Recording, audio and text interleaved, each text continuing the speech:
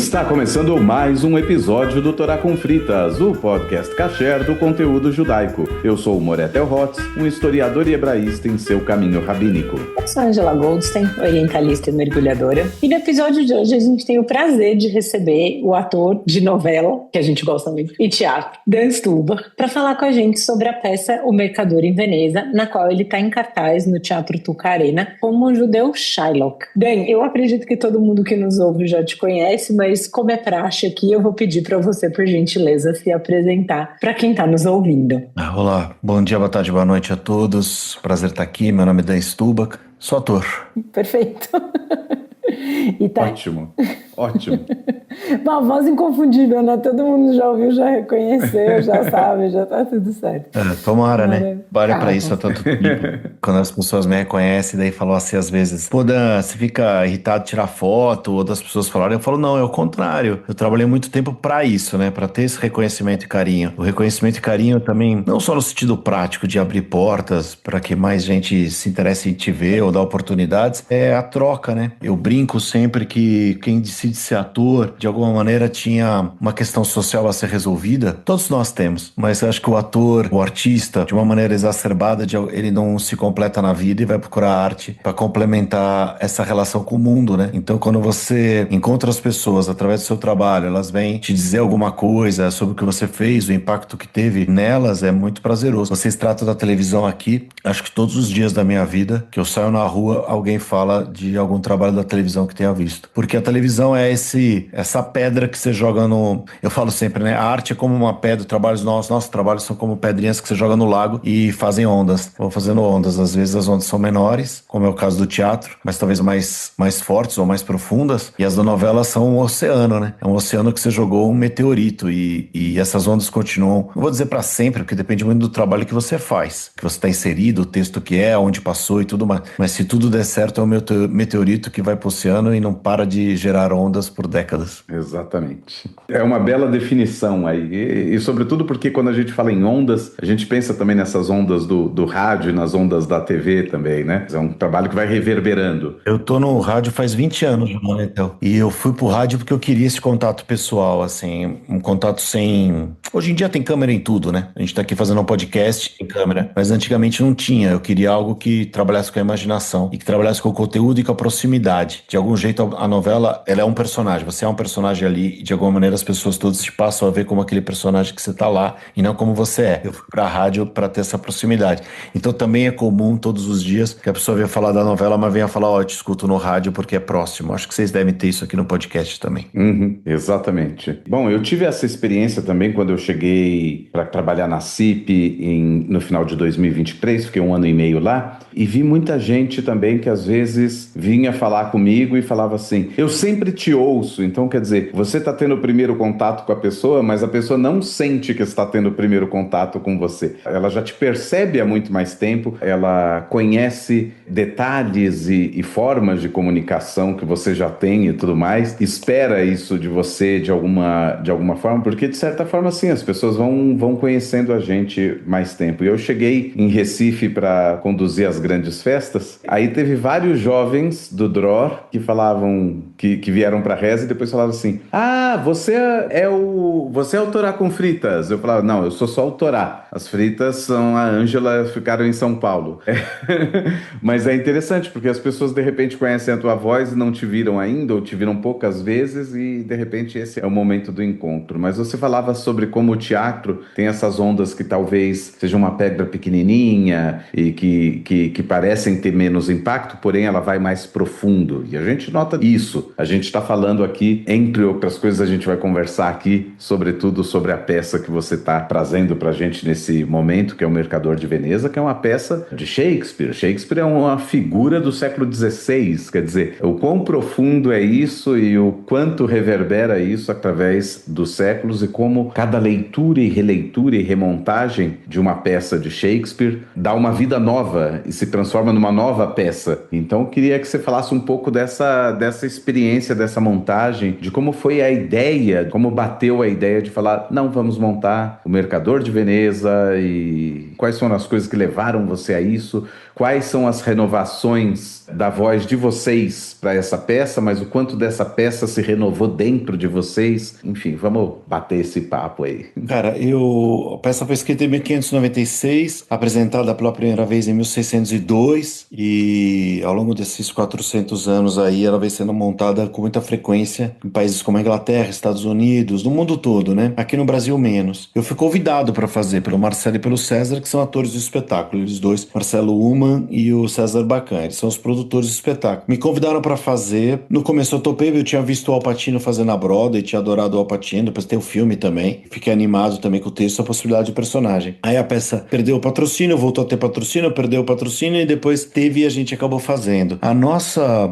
leitura, ela se manifesta em vários momentos. Quer dizer, você tem primeiro o corte do texto, tem uma adaptação feita por um cara chamado Bruno Cavalcante, que pega uma peça de 4 horas também e espreme ela. Eu falei isso pra eles, eu quero uma peça de 1h30 também, não vamos exagerar. Pegar o que há de mais essencial nessa história. E ele fez isso, a diretora tem uma cabeça super moderna, a Daniela Stribolov botou vídeo, tem uma bateria ao vivo, 12 atores, cantam, dançam, se mexem, tem uma leitura muito moderna. Eu queria que fosse uma peça de 1h30 e que todo mundo entendesse. E o desafio é, como todo mundo vai entender sem perder a poesia? E eu acho que isso tá lá. Agora, isso é uma questão estética, vamos dizer assim. Agora, as questões mais profundas é aonde essa peça bate nas pessoas hoje. Eu acho que ela bate hoje porque é uma peça que quando você vai estudar, ler, ela é muito direta no sentido de abordar o preconceito, a dificuldade que as pessoas têm com quem é diferente da maioria. Então, tem a questão do antissemitismo, a questão da não aceitação dos homossexuais, tem a questão da mulher, tem uma mulher que é a Pórcia, que vai ao tribunal, mas ela não aceita como mulher lá, ela tem que se vestir de homem, com os negros, enfim, a peça, ela fala do ódio ao estrangeiro, ao diferente, de uma maneira muito criativa, muito inteligente, é uma comédia, também as pessoas riem bastante, e também se emocionam. No nosso particular, e no que nos toca em particular, a questão judaica é muito forte, é o único personagem judeu que o Shakespeare escreveu, Shylock, já entendido de diversas maneiras, já usado de diversas maneiras, como às vezes um estereótipo, e para se reforçar uma ideia antissemita, era uma peça usada, por exemplo, no nazismo, ela era interpretada e o judeu era feito de um modo caricatural para que todos rissem dele e jogassem até coisas, né, no ator. Tem a história desse ator que fazia o personagem durante a Segunda Guerra, que é uma história naturalmente bastante triste, que foi a maneira que ele encontrou de sobreviver, assim como em outros momentos que faz pensar. Eu acho que hoje em dia a gente consegue um equilíbrio bem interessante. Não, a peça tem muita coisa, cara. Ela mostra o antissemitismo aí há 1000 anos, ela fala disso. Na vida real, Shakespeare não conhecia nenhum judeu quando escreveu o espetáculo, porque os judeus eram proibidos na Inglaterra. Então isso é uma situação que ele coloca no espetáculo, que ele escolhe o judeu, segundo relatos, porque ele precisava falar de um estrangeiro que fosse visto como estrangeiro visivelmente no primeiro contato, através da sua roupa, da sua voz e dos seus costumes. Então ele escreve disso porque na ocasião um médico tinha sido decapitado por descobrirem que ele era judeu,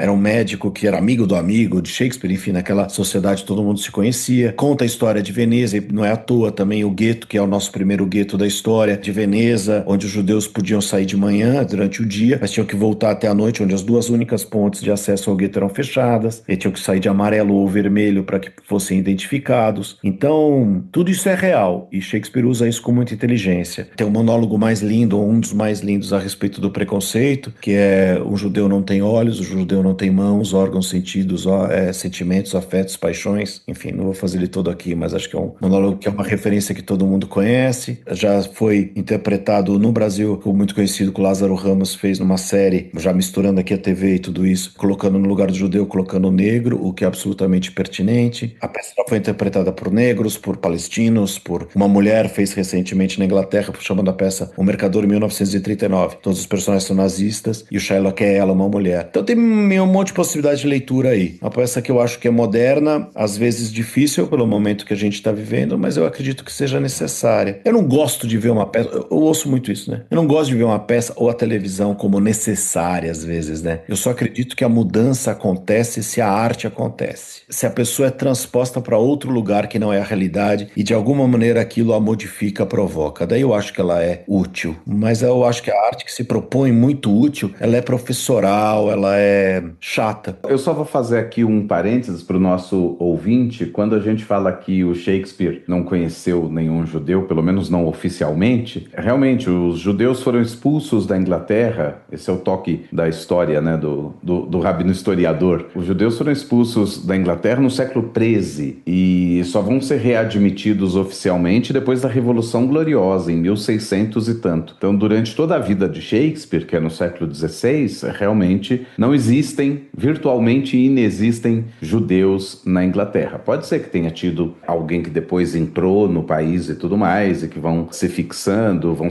de maneira escondida e tudo mais, mas não oficialmente, deixam de ser uma grande comunidade. Aí nesse sentido é muito... Exato. Aí nesse sentido é muito importante isso, porque às vezes as pessoas falam, no Mercador de Veneza você vê o antissemitismo de Shakespeare, e eu olhava para essa fala e falava, não.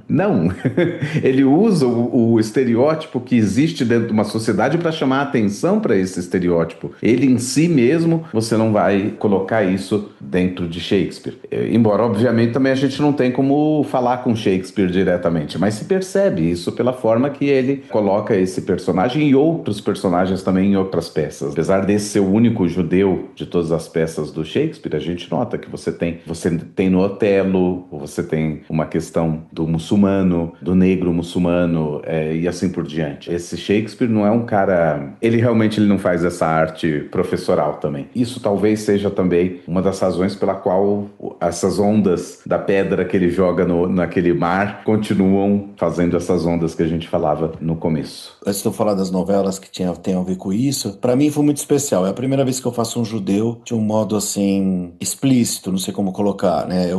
Tem um outro judeu que eu fiz, o único. Eu fiz quando eu fiz o Violinista no Telhado, eu era o russo, né? Então eu era o único que não era judeu. Uhum. É verdade. Ironicamente, né? Ironicamente, eu nunca...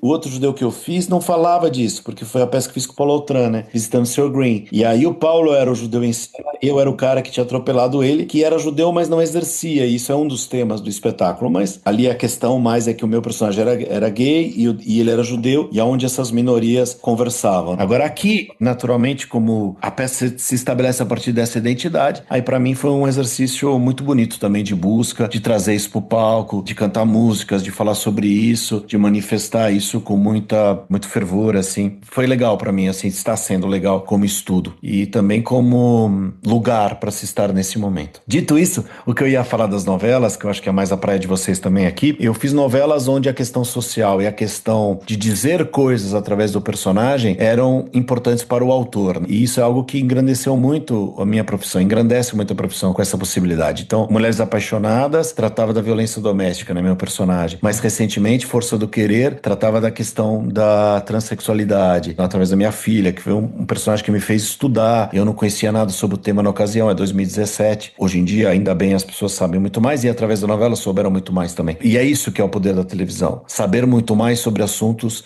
que não se sabe nada e que se criam preconceitos, né? O preconceito é filho da ignorância. Então, a novela como, para fechar só esse pensamento, como caminho de modificação de uma sociedade, de esclarecimento, de provocação, é sensacional. Isso muitas vezes chamam de merchan social, né, nas novelas. E tem alguns que foram muito eficazes no que se propuseram. Vou citar exemplos mais antigos e de Glória, né, Theo, com certeza. Eu sempre gosto das novelas da Glória Pérez. O Theo não gosta muito, mas Glória sempre traz aí um merchan pra nós. Teve o caso da novela de Corpo e Alma, de 92. A personagem da Cristiana Oliveira precisa de um transplante de coração. E fazia meses que o Incor não recebia nenhum coração. E quando isso aparece na novela, eles passaram a receber doações de órgãos com maior quantidade e conseguiram atender mais pessoas. Então foi uma coisa super positiva. E mesmo de outra novela da Glória é a Explode Coração, que tem o menino que faz o filho da Isadora Ribeiro, ele é sequestrado para tráfico de crianças. E aí tem as mães da Cinelândia com os filhos desaparecidos que vão lá e várias crianças parece que foram encontradas. E Barriga de Aluguel também, né? Barriga de aluguel tem vários casos. A própria questão da reprodução in vitro e tudo mais, e a questão ética por trás disso. Como é que fica a mulher que gera essa criança Exato, e que depois essa criança não mãe, é dela, mãe, na verdade. né? Mas esses exemplos são bons, mas eles só comprovam o fato de que nenhuma dessas questões acontece para a sociedade se a cena não for boa. Se ela não for bem escrita,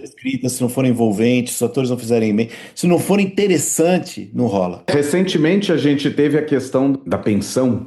Vale tudo. Aliás, eu não vou entrar em Vale Tudo, Em Vale porque Tudo senão a gente não vai apareceu. terminar nunca a gravação. Mas eu vou falar isso como mulher e como pessoa que gosta de novela, essa questão da pensão em Vale Tudo. Porque teve um pico enorme, eu não vou lembrar agora, eu cheguei a ver a estatística, um aumento imenso de pedidos de pensão, porque a personagem, a Lucimara, ela faz tudo super didaticamente. Ela faz junto com a Daniela, a outra personagem que está se formando em Direito, e ela vai passando todo o tutorial, assim, de como faz o pedido. Da entrada, pedir, acionar e tudo exato. mais. E isso entra numa outra área de trabalho minha, meu trabalho CLT, eu trabalho com experiência do usuário, então eu ajudo a desenhar esses fluxos que vão facilitar num app como a pessoa consegue pedir uma coisa. O meu trabalho é deixar isso mais fácil. E aí, a personagem faz isso, mostra que o app funciona, que é bom, que é rápido, tudo mais, pra depois ela voltar com o cara, porque ele pediu desculpa e fez não sei o quê.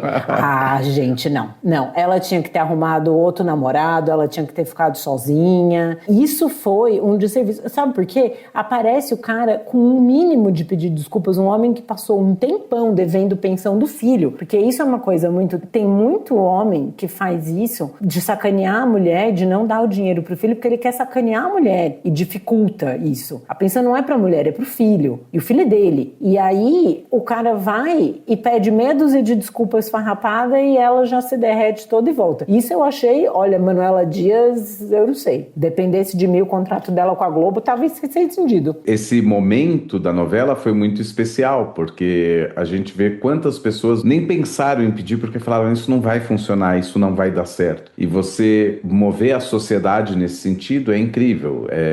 Realmente a TV podendo exercer o seu papel social, que era aquilo que lá atrás o Chateaubriand falava sobre a TV. A TV tem um potencial incrível e ele via que a TV precisava ter isso. Ela podia ser copartícipe aí dessa educação do povo ou de espalhar conhecimento dentro de uma sociedade. Então, eu acho fascinante realmente quando a novela é usada para algo além do entretenimento e que serve a esse papel social. Mesmo na questão trans que o Dan trouxe da novela da Força do Querer, que a Glória aborda, em Explode Coração, em 95, ela já abordava isso com o personagem do Floriano Peixoto. E ela não abordava de uma forma caricata. Ele era uma mulher trans, o Floriano Peixoto fazia, era a Sarita Witt. E aí ele não era caricato. Ele tinha lá uma veia cômica um pouco da personagem, mas ele não era uma caricatura, ele não era uma coisa escrachada, debochada. Isso é muito legal, assim, acho que a gente consegue a partir disso fazer um gancho pra questão do antissemitismo também, porque humaniza o personagem. E o que acontece muito, e o Dan estava falando do monólogo do Shylock, né? O judeu não tem órgãos, não tem mãos, não tem olhos.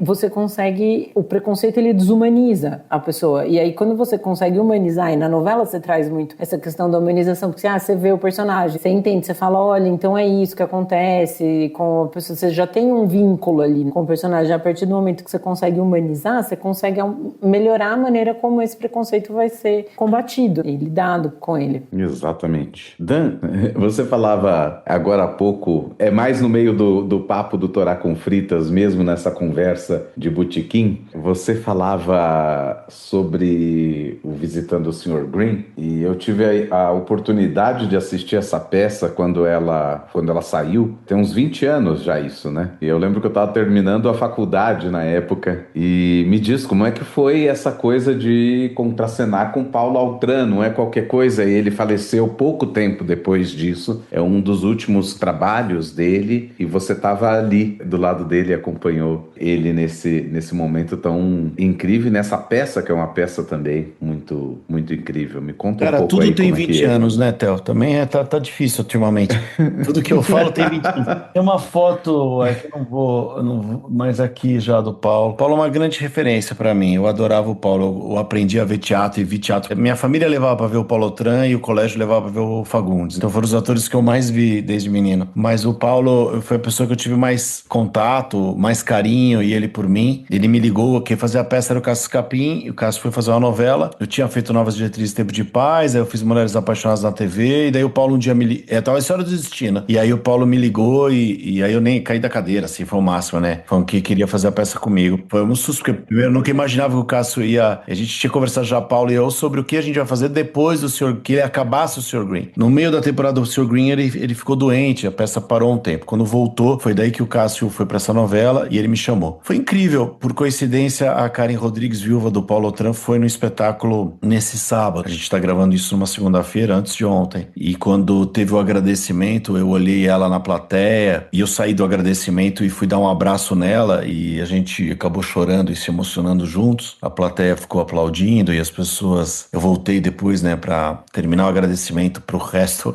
pra todo mundo que tava lá, que talvez não estivesse entendendo nada. E ela, no meu ouvido, ela falou assim, ela falou: amanhã, que era ontem, faz 18 anos que o Paulo morreu e que ele gostaria muito de estar aqui pra ver isso. O Paulo era um cara que me dava muita força, acreditava muito em mim, assim, falava isso pra mim: você vai ser o próximo, você vai ser o próximo e tal. Uma inspiração, foi muito divertido. Tem muitas dessas histórias meio dramáticas, muitas, que dariam o podcast inteiro, então não vou chatear vocês. E tinha muitas histórias engraçadas também. Paulo era um safado, né, cara? Ele em cena, ele quando ficava de costas pra plateia... Primeiro a gente apostava quantas cadeiras vazias tinha. Então quando acabava a peça, a gente falava... Ele falava o número, ele falava 6, aí eu falava 10. E daí a gente ia ver o borderô, que é o mapa, né, final de quanto ganhou, quanto a gente teve, quantos pagantes, bababá, e daí a gente ia fazendo um ranking, uma contabilidade geral. E tinha isso e toda vez. E quando ele ficava de costas, ele ficava me xingando, falando umas bobagens, falando que se eu olhei tal pessoa e tal fileira. E eu tinha meu monólogo e ele caía, porque ele uma hora que o personagem passava mal e caía atrás de um sofá. Aí ele caía atrás do sofá e ali ele podia fazer o que quisesse. E eu tinha um monólogo pra plateia e tinha que ligar pro polícia, pra ambulância, pra acolher o personagem. E ele ficava brincando comigo. Eu adorava ele, cara. Ele me assistiu em todas as peças, eu assisti todas as peças. Uma relação meio de pupilo e mestre, né? Essas palavras são meio ruins, mas é meio isso, assim. A Karen fala isso e algumas pessoas também. Eu sou daqueles que continua falando do Paulo para que as pessoas não esqueçam. A gente esquece tudo muito rápido. Uhum. Ele era um baita ator, né? E tem isso, né? O poder da palavra, da escola da palavra. Detestava a televisão. Falava que não era mais pra fazer televisão, mas detestava. Fiz 4 novelas. Paulo, fiz 4 novelas. Uau! A mais olha marcante, só, olha só como ele é marcante. Uau! Como é marcante. Parece que fez muitas mais, né? Fez 4, odiava, xingava tudo. Detestava tudo. Tudo que você falava, é a cena da Fernanda Montenegro de Guerra do Sexo. Você falava, uma idiotice. Eu lembro dele em Hilda Furacão, que ele é o padre. Eu esqueci o nome do padre, mas ele era o padre bravo, assim. Ele era um padre... Uma participação, né? Ele botou um monte de condições para fazer ali. Assim. Eu acho que a direção é do Del, se não me engano, Del Rangel, pode ser? Então, que um cara muito carinhoso e um cara muito bacana. Então, acabou seduzindo o Paulo. Mas o Paulo não gostava de televisão, não. Olha. A casa dele era o teatro, Sassaricando é uma novela que ele participa do início ao fim e é o grande centro da novela, na verdade, Sassaricando. Todo mundo lembra de outros personagens que são personagens satélites, mas na verdade ele costura entre as 3 personagens principais. Realmente, que é a Irene Ravache, que é a Tônia Carreiro e a Eva Vilma. São 3 grandes amigas do Paulo, né? Cada uma de um jeito. Tônia foi a que levou ele pro teatro. A Irene ele considerava a maior atriz do Brasil, depois da Cacilda, ele adorava a Irene, né? E a Eva era uma grande amiga. Então, acho que as coisas também acabam se misturando. Os atores são poucos, viu, Theo? Os rabinos também são poucos, né? Então todo mundo conhece todo mundo, sabe? É verdade. Pelo bem e pelo mal.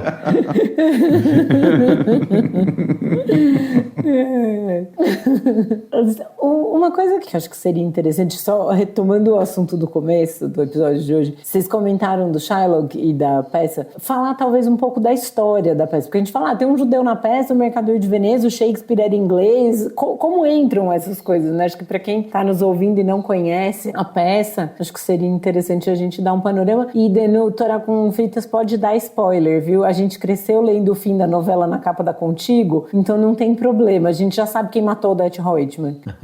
Dessa vez não, né? Vai saber quem vai ser.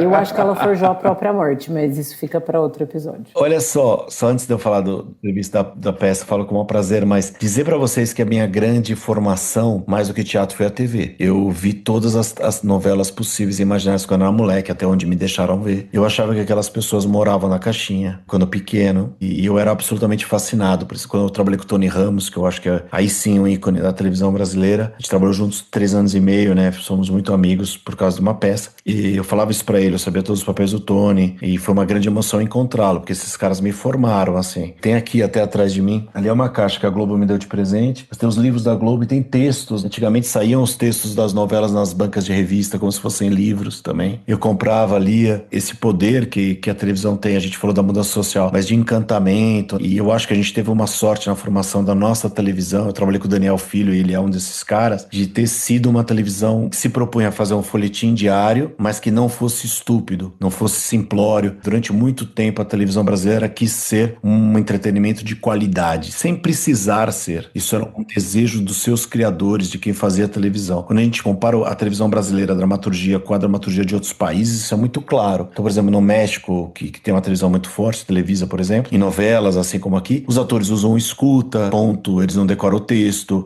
vai fazendo os cortes, se faz muita cena por dia, porque não tem uma preocupação de ter uma marca interessante ou isso. E eu participei de momentos e novelas que tinham uma preocupação de cinema e uma produção de cinema para aquele momento, para uma cena que ia passar num dia e nunca mais. Então, a nossa formação, muito pelo bem e pelo mal, né? Tem gente que fala, é uma pena que o Brasil tenha sido formado culturalmente pela televisão, porque ela foi um instrumento de dominação, era o pão, era o circo do pão, principalmente durante a época da ditadura e tudo mais. Mas ela tem essa qualidade a mais na sua formação, no casting que lá estava. Quando a gente fala dos atores, a gente falou do Paulo. O Paulo fez televisão, mas não era um ator de televisão, mas os atores que fizeram a nossa televisão, os diretores de televisão, os escritores de televisão, Dias Gomes, você falou agora Silvio de Abreu, Manuel Carlos, Glória Pérez, todos os que vieram antes, Aguinaldo Silva, é gente muito boa, gente muito, muito boa, né? Grandes escritores. E a televisão reuniu tudo isso. Minha peça, agora, ela se passa em Veneza, uma transposição para os anos 90, mas isso que eu falei, eu acho que muda tudo. A gente faz, ou fez, porque a dramaturgia mudou muito por conta das séries e do streaming, a gente fez por muito tempo e acho que ainda faz a melhor novela do mundo. Isso nos faz especialistas em novela. Isso nos faz um pouco especialistas em interpretação. Eu acho que é o único país do mundo que das pessoas mais simples, elas falam o que é um bom ou um mau ator. E sabem o que é um ator que fica famoso porque está lá ou porque a emocionou. E isso é muito comum. Em nenhum outro país tem muito esse discernimento como aqui. Das pessoas mais simples às menos, sabe? Minha peça se passa em Veneza, foi transposta para os anos 90, mas isso tanto faz, pouco importa. O que mais importa é que o personagem central chama-se Antônio e ele é um mercador de Veneza, um homem rico da sociedade de Veneza, e ele é procurado por um menino que ele adora, chamado Bassanio, que pede a ele um empréstimo para que o Bassanio possa conquistar uma mulher. O Bassanio não tem dinheiro algum, o Antônio fala, tá bom, eu te empresto, mas o problema agora é que o meu dinheiro está todo em navios, investimentos de risco da época, que era até navios e tal. Mas eu tenho crédito, todo mundo sabe que eu tenho dinheiro aqui. Então vai, pede dinheiro emprestado e volta. E ele acaba pedindo dinheiro emprestado, o Bassanio, para quem emprestava dinheiro a juros na ocasião. A única pessoa que prestava dinheiro ali era o judeu, que tem todo um pensamento sobre isso também, o quanto purificava, entre aspas, aquela sociedade que o dinheiro estivesse com o judeu, né? Então a parte suja estava lá. Todos iam lá, todos procuravam, mas de alguma maneira não se envolviam naquilo. E aí também tem uma particularidade histórica, o Theo pode me ajudar, mas que os judeus não podiam ter terra, não podiam ter negócios, então de alguma maneira emprestar dinheiro a juros era uma saída para poder ganhar alguma coisa e tal. Isso também é um princípio de um preconceito. Mas indo direto na história, o Bassanio vai lá, pede o dinheiro para o judeu e fala que o Antônio virá para endossar, né, como fiador desse empréstimo, e o Antônio fala, eu vou ser o fiador desse empréstimo, e o Antônio é a pessoa de quem o Shylock tem mais raiva, o judeu, porque ele é o maior racista de todos. Todos os dias que o encontra, xinga de judeu, chuta, cospe, chama de estrangeiro. Então é é a pessoa quem mais odeia que vem pedir dinheiro a ele. E pro Antônio também, a pessoa quem ele mais odeia é aquele judeu, e fala, pô, por que você vai pedir dinheiro pra esse cara? Ele fala, é o único que tem. E aí o judeu empresta o dinheiro, mas ele fala assim, eu vou emprestar esse dinheiro sem multa porque eu quero que nós sejamos amigos. E que acabe essa animosidade, essa briga entre nós. E ele fala, bom, mas tem a multa. Ele fala, mas se você não tiver dinheiro pra me pagar, você não vai ter dinheiro, então o que a gente pode fazer? Vamos fazer uma brincadeira aqui, se você não pagar, você me dá 1 libra da sua carne carne da parte do corpo que eu escolher. E eles riem sobre isso e ele topa. Eu não tô falando demais, mas daí vai correndo a história, os navios do Antônio têm um problema, acontecem outras coisas na peça, Shylock perde seu empregado, perde sua filha, perde muitas coisas, não pagam e ele decide cobrar essa multa. E daí tem uma das grandes cenas do teatro universal da história, que é o julgamento, onde ele vai cobrar essa carne, ele quer ser aceito como cidadão, que a lei seja executada, e a sociedade de Veneza está do lado do mercador, enfim, aí essa é a história. Um pouco mal resumida, mas é isso aí. Não, mas tá ótimo, era para dar uma ideia mesmo, porque a gente começou a falar muito da história. É porque todos os entendimentos são possíveis, né? Ela abre meio como uma aranha aí, tão um polvo, né? Tem vários tentáculos pra gente abordar, mas a história básica é essa. E essa história de tirar um pedaço da carne aparece no Alto da Compadecida, né? No filme tem esse... A gente apresentou em Recife, né? O Theo foi lá agora fazer as grandes festas, a gente apresentou em Recife, no teatro do lado da primeira sinagoga lá, bem no centro. E aí um rapaz veio me falar isso, falar assim, pô, o Shakespeare se inspirou no Ariano? Eu falei, com certeza. Certamente. Afinal de contas, né? Eu gosto mais do Ariano Suassuna.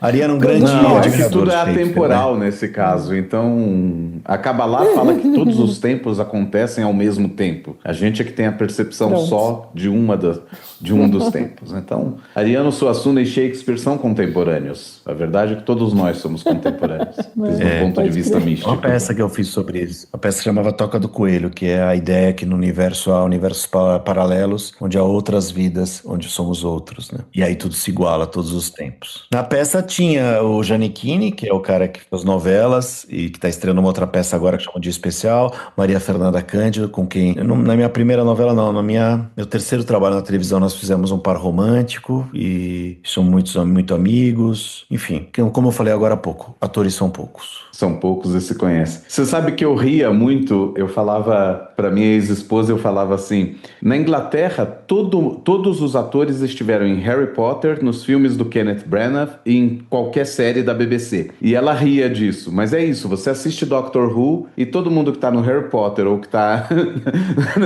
é isso. Mas, é claro, é um país que é pequeno e atores são poucos. Então, num país pequeno, os atores são menos ainda. Então, é óbvio que eles estão sempre ali, circulando, né? E lá são sempre muito bons, quer dizer, o sarrafo de qualidade é muito alto. E todos fizeram Shakespeare. Eu que estudei para essa peça aqui, tem os DVDs e tudo mais. Hoje em dia, pelo YouTube, você acha todo mundo. Todos já fizeram tudo, né? Shakespeare se estuda na escola. Tem a Maggie Smith fez muitos...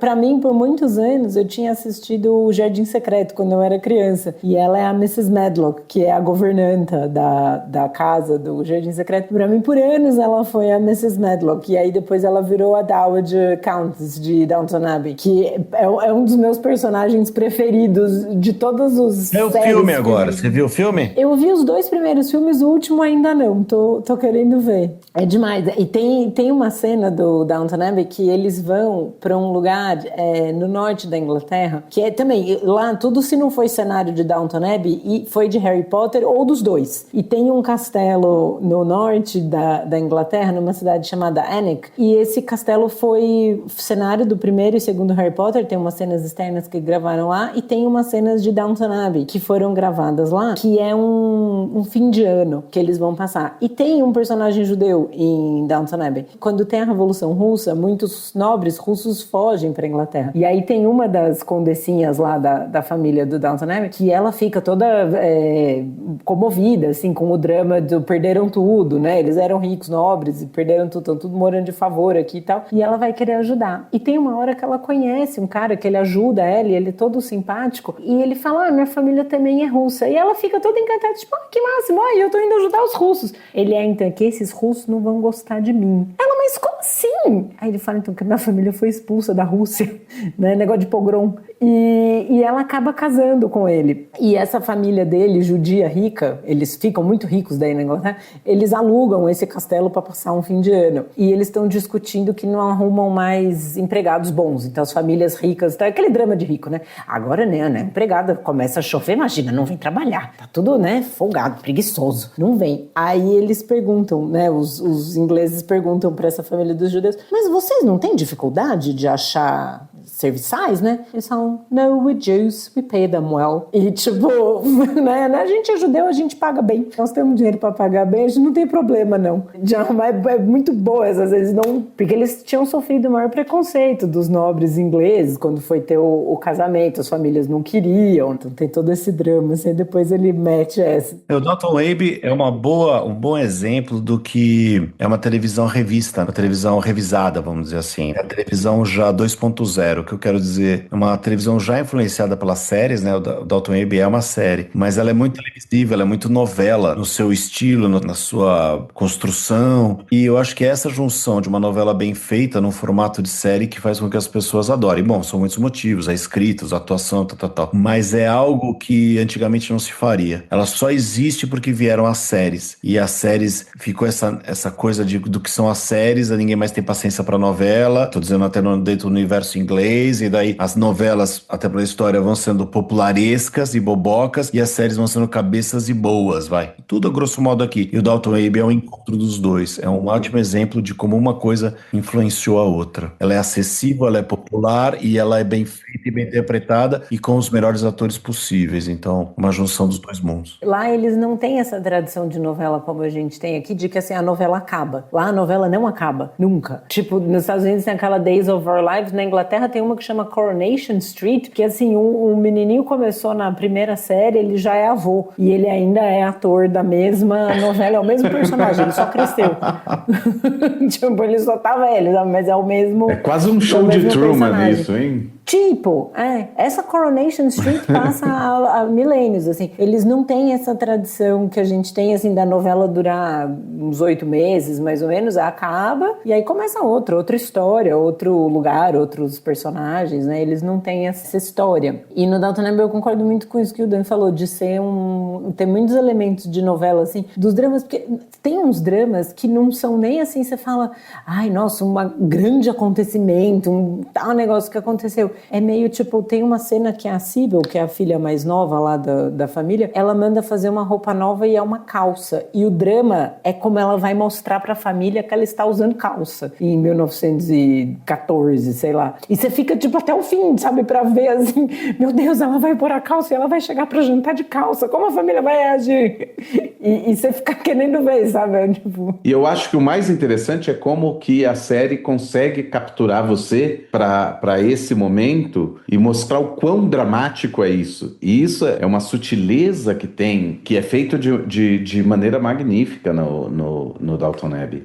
Dan, me fala um pouquinho, se alguém quer assistir O Mercador de Veneza, como é que tá essa peça? Conta aí pra gente. Tô sabendo que é um sucesso, a gente conversava aqui antes de começar a gravação, mas conta aí pra gente. Não, tá lotado, ainda bem, até o final desse ano, do qual a gente tá gravando agora 2025. Estão lotadas todas as sessões e a gente renovou agora para até março, abril do ano que vem. Então daqui a pouco vai estar no Simpla para comprar pro ano que vem. Espero que a gente continue nessa toada de lotação e que o boca a boca seja positivo. A partir de agora também eu acredito muito que é o boca a boca que vai trazer ou não o público, né? É o que as pessoas acharem do espetáculo. Então vamos ver mas é isso. É Simpla, voltamos no meio de janeiro para o Tucarena. Maravilha, a gente deixa aqui na descrição do episódio como dá para comprar os ingressos.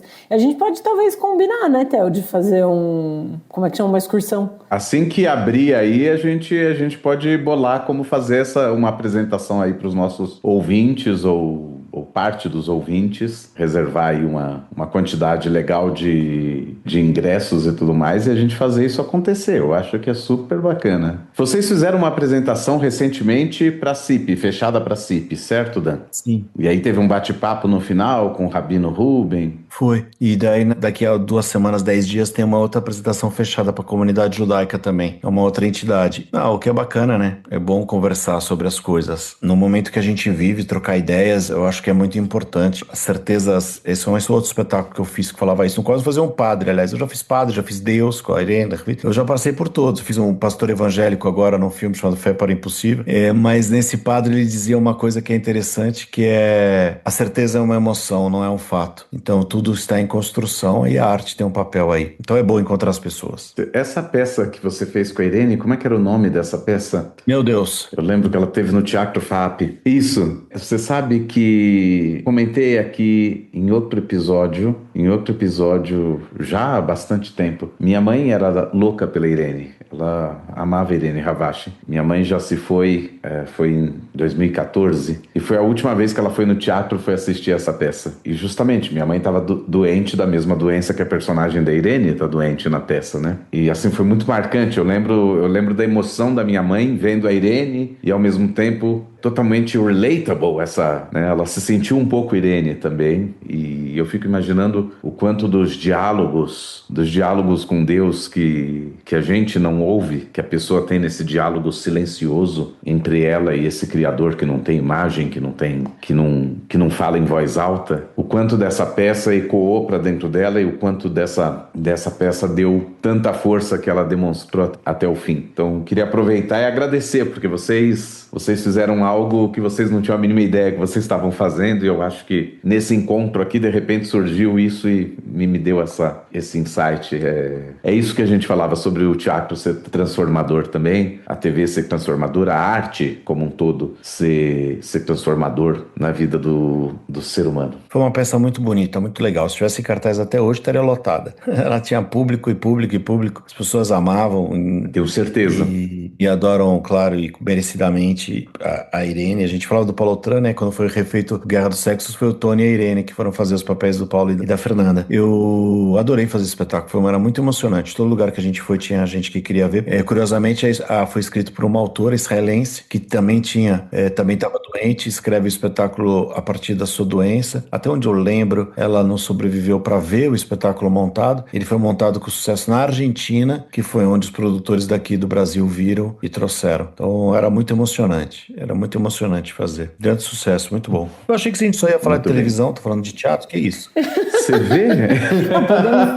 Podemos voltar a falar de televisão também, sem problema. Quiser conversar de novela, eu tenho um assunto por mais umas 4 horas. Você sabe, Dan, o nosso grande sonho aqui é fazer um spin-off do Torá com Fritas, que seja...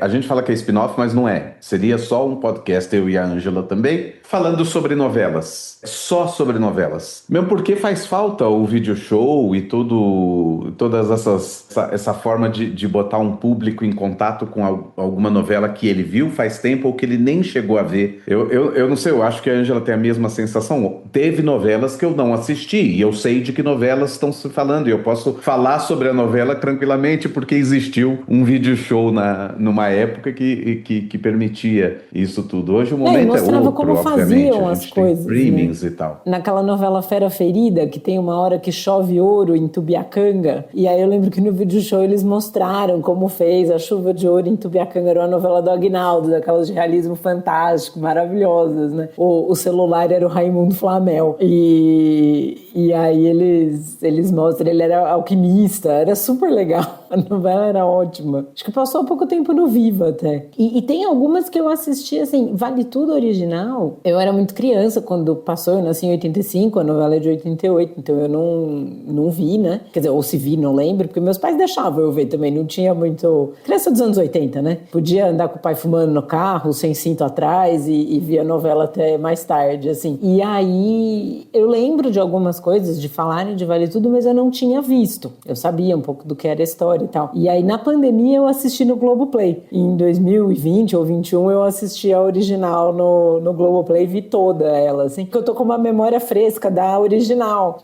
que eu via há pouco tempo, né? Agora, dessa versão, uma coisa que tá me agradando muito é a parceria do César e do Olavo. Tá bem divertida. E a gente queria até chamar eles do Pod Parceiro aí pra um dia vir gravar com a gente aqui no Torá com Fritas.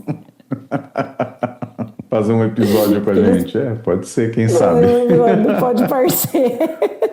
Então, muito boa. E das novelas que o Dan falou que ele fez, A Senhora do Destino é uma das minhas, assim, top 5 preferidas da vida. Eu adoro Senhora do Destino. Eu acho uma baita história. Um texto muito bom. E o personagem do Wilker é tão maravilhoso, o Giovanni Improta, que ele falava fenomenal. Agora, falando sobre o Zé Wilker, falando sobre outros grandes aí da TV, do teatro também, a Marília Pêra, essas pessoas. Eu tinha uma função em casa, Eu nasci em 80, então sou um pouco mais velho que a Ângela. Eu tinha uma função em casa que era, quando estreava uma novela que tivesse ou o Zé Wilker, ou Marília Pêra, ou que tivesse Fernanda Montenegro, ou que tivesse Lima Duarte, Tony Ramos, tivesse esses caras na composição ali no elenco, meu pai falava, começa a gravar, porque meu pai era um noveleiro e bancário, e em algum determinado momento ele foi para outros cargos que não permitiam mais que ele assistisse novela, porque ele não chegava a tempo. Então ele falava para mim, grava, e ele é o maior colecionador que eu sei de trilhas sonoras de novelas. Em casa a gente tem todos os LPs de todas as novelas, e ele é esse grande colecionador. Então a minha função em casa era justamente gravar as novelas, e depois eu esperava ele chegar. Eu chegava a dormir e acordar de novo quando ele chegava tarde, para ele assistir a novela. Então eu tive a chance de assistir várias das novelas 2 vezes.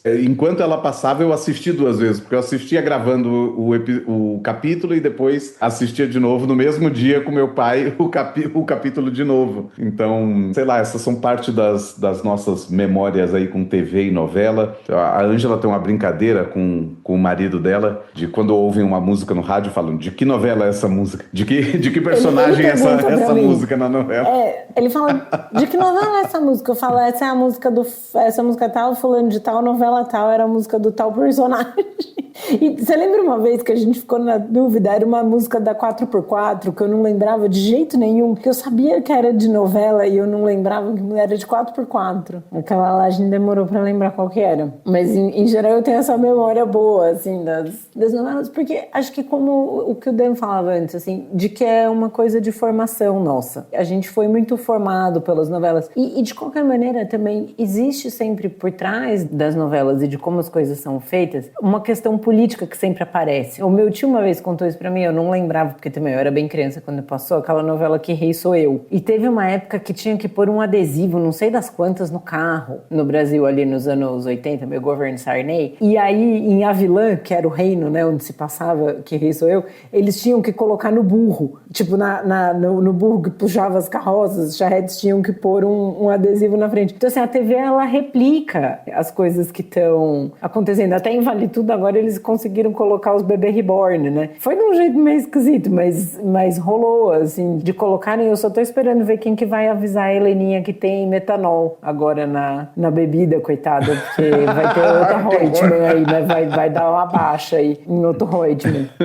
Mas assim, acho que essa novela não um pouco mórbido, mas eu acho que se a novela não tivesse no fim, talvez isso fosse uma coisa que entrasse, porque mesmo a questão de lidar com alcoolismo e dependência química nas novelas, muitas vezes aparece, né? Em novela do Manuel Carlos teve Por Amor, o personagem do Paulo José tinha problema com álcool, depois em O Clone, a personagem da Débora Falabella tinha problema com droga. Isso é uma coisa que é abordada e que a gente vê e ajuda, às vezes, as famílias a saberem o que fazer, que é uma das outras coisas que a gente falou, assim, eu vou conseguir entender isso, né? O que tá acontecendo e pensar, ou como na questão do Vale Tudo da pensão, né? Eu acho um caminho para ir me informar sobre o assunto, mesmo porque apareceu na novela. E acho que uma coisa que eu acho interessante, assim, para retomar de novo a questão do Mercador de Veneza e do que o Dan falava no começo, da questão do antissemitismo, de pensar no diferente, no estrangeiro, no outro, isso chama a gente, assistir uma peça dessas, ela chama a gente a refletir sobre isso, e daí a arte transforma. Que a partir da gente parar para pensar, não de uma maneira didática,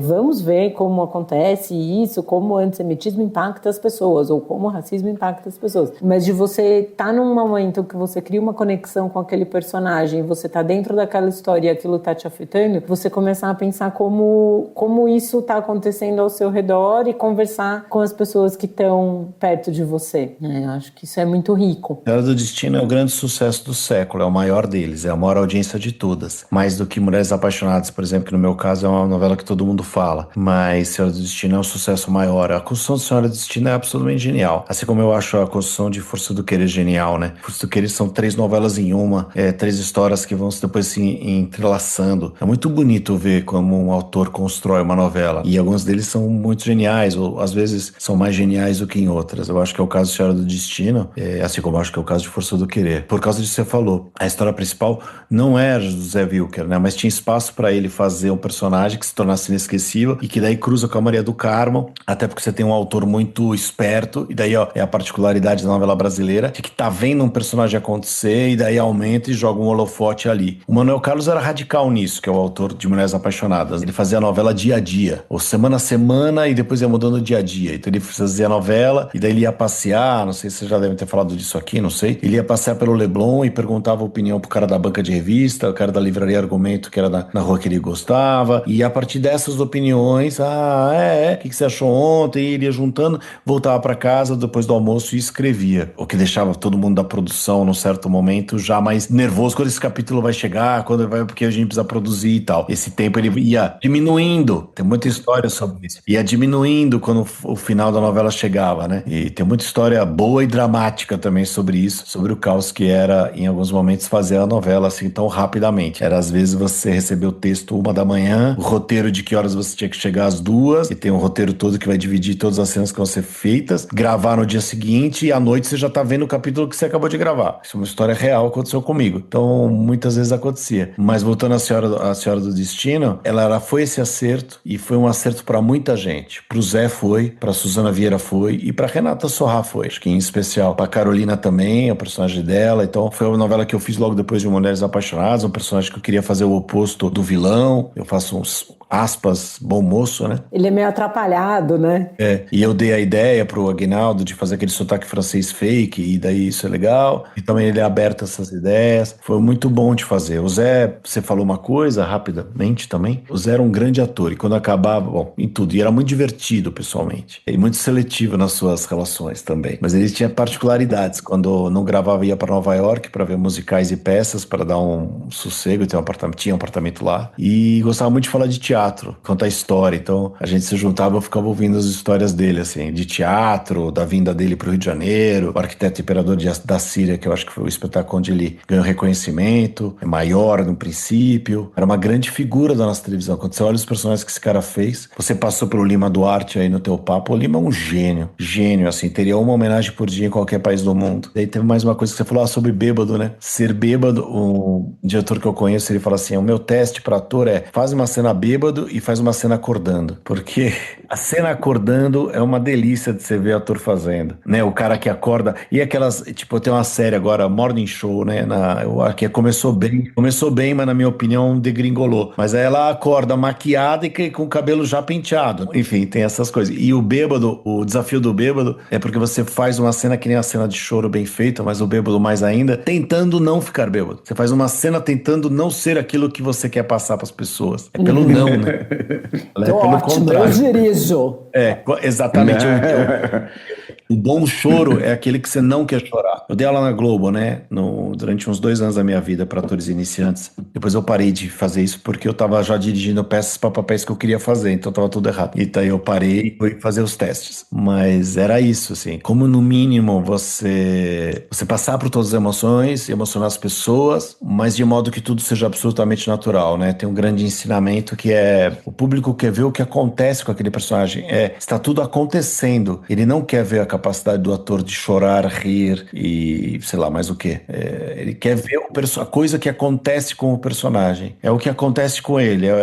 É isso. É essa naturalidade, assim. O Zé Wilker, eu acho que tinha mais, e assim como o Lima, né? Acho que é a mesma. Eles são mais geniais porque você vê as duas coisas e você se encanta com elas. Você vê o personagem e você vê o ator se divertindo e você se reconhece nessa brincadeira também. Na Senhora do Destino, outro personagem que eu amo é o do Raul Cortez, que ele era o Barão de Bom Sucesso.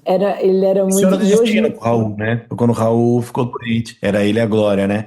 Raul me chamava pro camarim dele e ele tinha visto Novas Diretrizes do Tempo de Paz, que era uma peça muito bonita, que marcou e tal. Virou filme, não? Virou filme, Tempo de Paz, E Raul me chamava ali e ficava falando de teatro também. Ele tinha montado Rei Lear, eu acho, na ocasião, ou ia montar, eu tinha montado Shakespeare também. Ficava falando de história. Os mais velhos, a gente falou uma hora do Paulo aqui, assim como os outros, e o Brasil é um país muito cruel nesse sentido. Até naquela época, acho que na televisão, por causa do Faustão, talvez existe uma falta de celebração. Essa celebração acontece no dia a dia quando você sai na rua, mas programas assim como o de vocês ou outros lugares em que certas carreiras sejam celebradas, né? Quando a gente tá falando desses caras todos, talvez boa parte da molecada que te encontrou em Recife não saiba quem é. Não esses caras que eu acho que gostam de televisão e entendem que são os atores, e tem o Viva hoje pra isso, mas muitos já não sabem. Eu sei que esses atores sentiam e sentem falta disso. E é muito necessário, né? Porque fizeram parte da nossa vida. Acho que o que você fala tem que falar do Paulo Trump para ele se manter vivo, né? A gente precisa sempre lembrar de quem eles foram e o que fizeram, né? Mas todos, bom, até cada um. Eu trabalhei com a Beatriz Segal, né? Também, por exemplo, você tá falando da Odete Roitman. Eu e a Beatriz, a gente começou ensaiando uma peça, depois ela brigou com o diretor e saiu. Mas ela não gostava, né? Quando a pessoa reduzia ela a Odete. Porque ela era uma atriz de teatro e era longuíssima, uma cultura muito vasta, uma mulher muito inteligente. Então ela achava isso uma redução. Para uma grande geração, a televisão era um experimento tinha um ator que falava isso pra mim, era o macaquinho que namorava a girafa. Então ele ia lá, beija a boca da girafa e volta. Então eu vou lá, faço novela e volto. Mas não era a vida, né? Pra eles a vida era o teatro. Pra muitos deles, talvez pros melhores de uma geração. Pra geração anterior ao Tony, né? A geração do Paulo, que a gente falou agora há pouco. É uma passagem, né? Tem a geração que a televisão é um meio de ganhar dinheiro, possível, mas o centro da sua vida é o teatro, a princípio. A geração que o centro da vida é a televisão e tudo mais, e fazer bonitos trabalhos lá. E a geração onde o maior desejo da vida é fazer televisão, e a geração onde o maior desejo da vida é o Instagram e fazer televisão de vez em quando. Eu tenho uma grande tristeza na minha vida, que foi ter voltado do Rio de Janeiro para Campinas, quando eu era muito criança. Eu morei por 6 meses com os meus pais no Leblon. Se eu tivesse ficado até os 15 anos, pelo menos uma malhação eu teria feito, porque a gente morou na rua Carlos Góes e eu estudava no Tablado. Então meus pais tiraram de mim essa chance, me levando de volta para o interior de São Paulo. E aí eu vim fazer podcast. Era lá que o Manuel Carlos passeava, no Leblon. Então, e é lá que a gente gravou muitas vezes. Gravou muitas vezes. Gravei o Ainda Estou Aqui, né? Que eu fiz com o Walter Salles, foi gravado no Leblon, na praia daí.